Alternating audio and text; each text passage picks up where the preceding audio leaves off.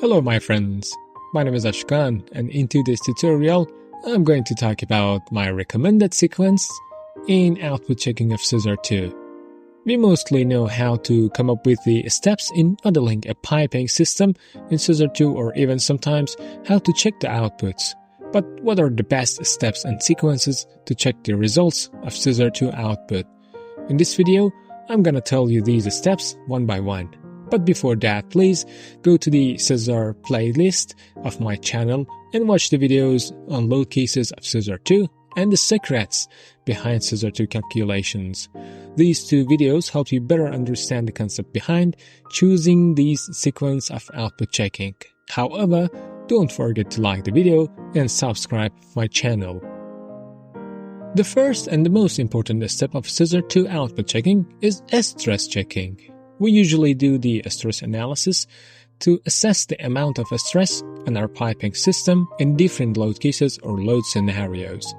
The stress quantity checking is almost necessary in all types of load cases, including HYD or hydro test, sustained load cases, and as you know from previous tutorials, sustained load cases include the weight and pressure of the system, all the expansion load cases, and also occasional load cases which will happen under special conditions such as earthquake or events like that.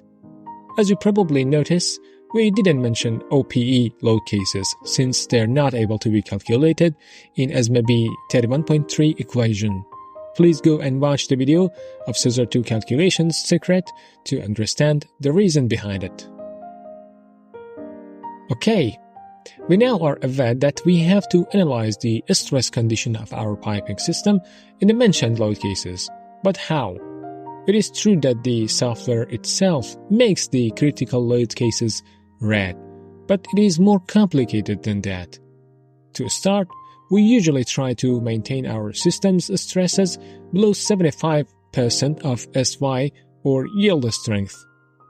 It means that even if your HYD load cases were in black, but the stresses were around 90% of SY, while your Scissor 2 load case is in black, but it is better to redesign the supports or your piping system to reduce the stresses. The second step is checking the sustained load stresses. In these cases, the software will check your piping system stresses with SC or SH and should be maximum equal to 60% of your allowable stresses. This margin might be different in various stress analysis specifications, but try to maintain your piping system stresses always below 60% in sustained load cases. You may ask me, both of the HYD and sustained load types are primary, so why we consider the HYD margin 15% higher than SUS? The answer is, when performing hydro test, the system is under pressure for maximum 24 hours, but the sustained stresses are applied to the system for a long period of time, like 20 years. So we need to consider more conservative margin for sustained scenarios. The third item is checking the stresses made by expansion. In this case, the software will compare the stresses with SA or allowable displacement stress range, and this number is recommended to be below 75% of SA.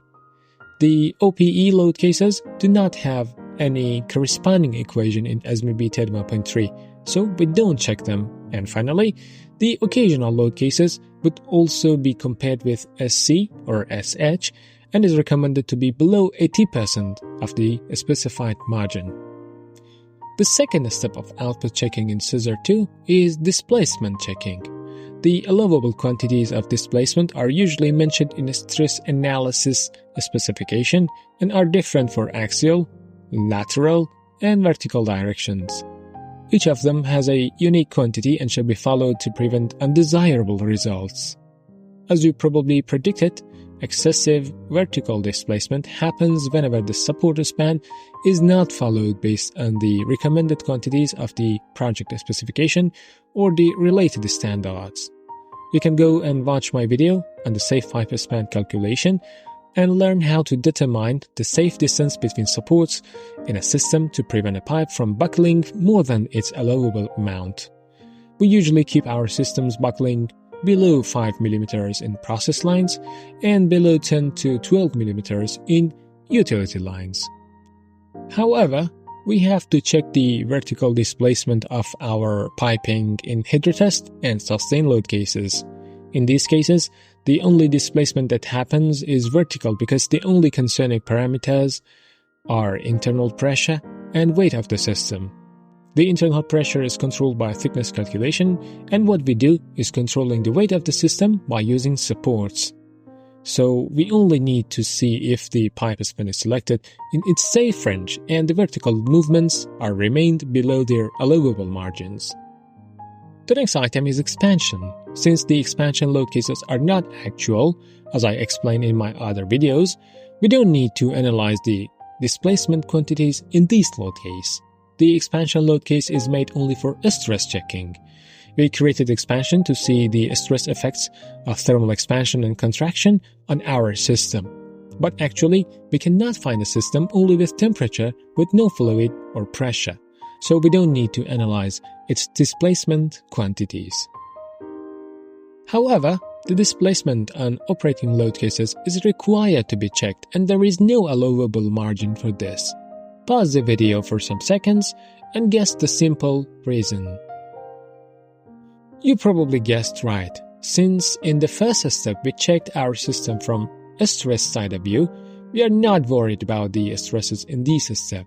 We don't have any limitations for OPE displacement until the pipes are clashed. So we need to check our piping system displacement in all directions, and the target is preventing conflict between adjacent pipes. Finally, just have it in your mind and accept that occasional load cases are not analyzed for displacement checking. The third step of output checking belongs to force and moment checking. Before getting deep into this section, please like the video and subscribe to the channel if you think this video is useful for you. In this stage, and after being assured about the stresses and displacements of our system, we need to check the amount of forces and moments on our critical items, which are supports and equipment nozzles, such as pumps, vessels, and tanks. As is stated in red in the table, since during the hydrotest nozzles are not usually connected to the equipment, forces and moments checking is not required in HYD load cases for nozzles. However, supports must be checked. As our system weight is increased during hydrostatic test, the supports must be checked to be sure they can tolerate the forces and moments of our piping system during hydrostatic test. As you know, the forces and supports are created because of the weight of the piping system, and the moments are usually imposed to the system due to the stops and guides. The next item is force and moment checking in sustained load cases. In this condition, we need to check the forces and moments on every nozzle and support to see if any error is happened. We usually use the vendor's data to see if our equipment nozzle can resist against piping forces and moments.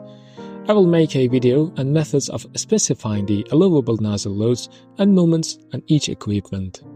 Supports are also important in sustained load cases. We need to report the forces and moments to the structure department to design the appropriate supports for the system. Supports with vertical loads above 500 kg and axial or lateral loads above 200 kg are usually handed over to a structural section for design. Since the expansion load case is not an actual load case and is made for only stress checking, we don't need to analyze the forces and moments in this load case. Finally, operating and occasional load cases shall also be evaluated for the force and moment checking. Since the operating load case is our system normal condition, it requires to be checked. Additionally, since in the occasional load case, a huge amount of force and moment is imposed on the nozzles and supports, we have to check our system under these conditions. Don't forget to tell the structure department the exact details of your seismic condition, because they usually add their earthquake factors to SISR2 forces and moments. The last item for checking is lift-off phenomena. I will make a video in future and give you all the required details and the techniques of lift-off checking.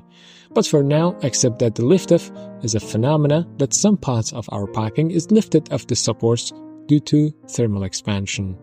These supports are known as deactivated supports. In these points, the upward displacement, or dy, is happened simultaneously with Fy equal to 0. In other words, it means that while all the supports were active in sustained load case, but when the temperature enters into the equation, it makes thermal expansion and makes the pipe to be lifted off the supports.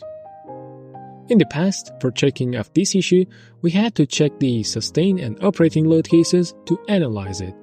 But now, Scissor 2 will check it automatically by alternative sustained load case in a way that if some uplifts happen, can the active remain supports tolerate the loads of our system or not? So always have an eye on the restraint nodes that have Fy equal to 0 in sustained load case and with positive upward displacement in operating load cases. I have prepared a summary table here for you to check your Scissor 2 outputs. Take a snapshot from this screen and save it in your laptop. All the static load cases and their necessity of checking are mentioned in this table. Thank you for watching the video. Don't forget to like, comment, and subscribe to the channel. I would be happy to see your comments in my page. Thank you and bye-bye.